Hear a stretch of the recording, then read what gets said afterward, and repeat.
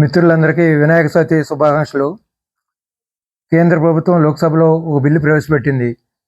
ముఖ్యమంత్రులు కానీ, ప్రధానమంత్రులు కానీ, మంత్రులు ఎవరైనా కానీ 30 రోజులుగానే జైల్లో ఉంటే ఏదో రూపిణ కేసులతోని ఆ పదవి కోల్పోయే బిల్లు పెట్టారు. ఇది రాజ్యాంగ స్ఫూర్తికి విఘాతం కలిగించే పరిస్థితి.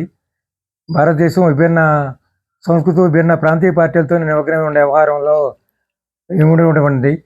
ఇప్పుడు పొట్టోడు నెత్తిన పొడుగోడు కొట్టి, పొడుగోడు నెత్తిన పోచమ్మ కొట్టిందన్నట్టు ఈ కింద ప్రభుత్వాలు ఈ కేసులతో ఇరికిస్తాయి. పై ప్రభుత్వాలు కేంద్రం వాళ్ళు ఇష్టం వచ్చిన కేసులు, సిబిఐ, ఈడీ లాంటి కేసులతో వాళ్ళు ఇరికిచ్చే కేసులు ఉన్నాయి. కేవలం వ్యక్తిగతంగా కక్షలతోనే, రాజకీయ కక్షలతోనే కేసులు పెట్టే ప్రమాదం ఉంది. కాబట్టి ఇది ప్రజాస్వామ్యానికి, ఇతర పార్టీలకి కోలుకోని దెబ్బ ఉంటుంది. కాబట్టి దీన్ని ప్రభుత్వంతో పాటు ఇక్కడ భారతదేశంలో ఉన్న మేధావులు, ప్రజాస్వామ్యవాదులు, మేధావులు, ఇతర ప్రాంతీయ పార్టీల్లో అందరూ కూడా ఈ బిల్లుని వ్యతిరేకించవలసిందిగా కోరుతున్నాం.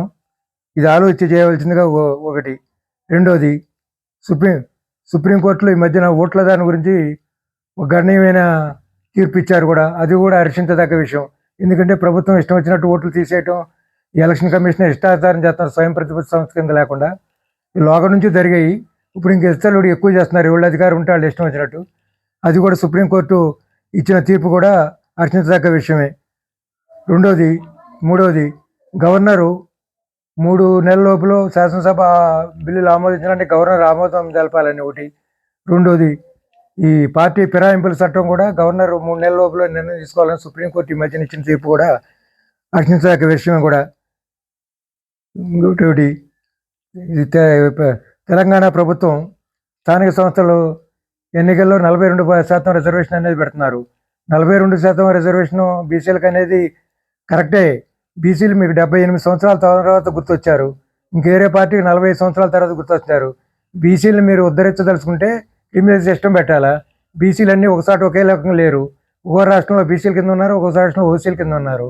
ఇది బీసీల ప్రాతినిధ్యం కూడా ఇక్కడ ఏంటంటే తెలుగు రాష్ట్రాల్లో 110 ఉన్నారు బీసీ కులాలు.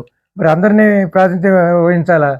ఇది కొంతమంది కొన్ని 4-5 కులాలే ప్రాతినిధ్యం వహించి వాళ్ళే రాజకీయంగా లబ్ధి పొందుతున్నారు. ప్రభుత్వ పథకాలు నోసుకున్న కులాలు చాలా కూడా ఉన్నాయి. ఉదాహరణకి రెడ్లు ఉంటే శ్రీకాకుళం, కర్ణాటకలో బీసీలు కింద ఉన్నారు, ఇక్కడ తెలుగు రాష్ట్రాల్లో ఓసీల కింద ఉన్నారు. కొండ ప్రాంతంలో ఉండే రెడ్లేమో షెడ్యూల్ ట్రైబ్స్ కింద ఉన్నారు.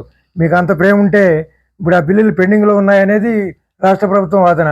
మేము ఏదో చేస్తే మేము చేయటం లేదు మిగతా వాళ్ళు అనేది. మీరు ముస్లింలు కూడా బీసీల కింద పెట్టారు, అది కేంద్ర ప్రభుత్వం ఒప్పుకోవట్లేదు. ఇప్పుడు మీకు బీసీల మీద అంత ప్రేమ ఉంటే ఇన్ని సంవత్సరాల తర్వాత మీరు సాయంత్రం లోకల్ బాడీలన్నీ బీసీల రిజర్వేషన్ 70% బీసీలకు ఇచ్చేసి బీసీల రిజర్వేషన్ పెట్టండి. లేకపోతే అసలు కుల వ్యవస్థను ఎత్తేసి మొత్తం ఓసీల కింద పెట్టండి. ఒక్కోసారి ఇది, ఒకసారి అటు. ఆ విధంగా చేయకుండా లబ్ధి పొందిన వాళ్ళ కోసం, మీ రాజకీయ స్వార్థాల కోసం, డబ్బుల కోసం, తతంగం కోసం చేస్తుంటే మట్టికి ఈ పద్ధతి బాగలేదు. కాబట్టి లోకల్ బాడీస్లో కూడా మీకు అంత ప్రేమ ఉంటే మొత్తం రాజ్యాంగ వ్యవస్థనే మార్చేసి పెట్టండి. మొత్తం బీసీలకు 5 ఏళ్ళు బీసీలకి వేయండి, 5 ఏళ్ళు అన్ని కులాలకు ఇచ్చేటట్టు ఉండండి, 5 ఏళ్ళు ఓసీలకి వేయండి, రిజర్వేషన్ ఎత్తేసేయండి. రాజ్యాంగం మొదలు పెట్టింది ఏంటి? ఎస్సీ ఎస్టీలకు కేవలం 10 సంవత్సరాలే పెట్టారు రిజర్వేషన్.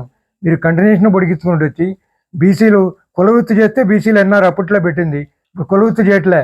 కులవృత్తి చేయనప్పుడు అందరూ ఓసీల కింద, అందరూ మామూలు కిందనే ఉన్నారు కదా, బీసీల కిందనే ఉన్నారు. కాబట్టి దీన్ని ఆలోచించవలసిందిగా కోరుతూ, మీరందరూ సబ్స్క్రైబ్ చేయాలి, షేర్ చేయవలసిందిగా కోరుతూ, ఇట్లా భీమిరెడ్డి పుల్లారెడ్డి పొలిటికల్ అనలిస్ట్.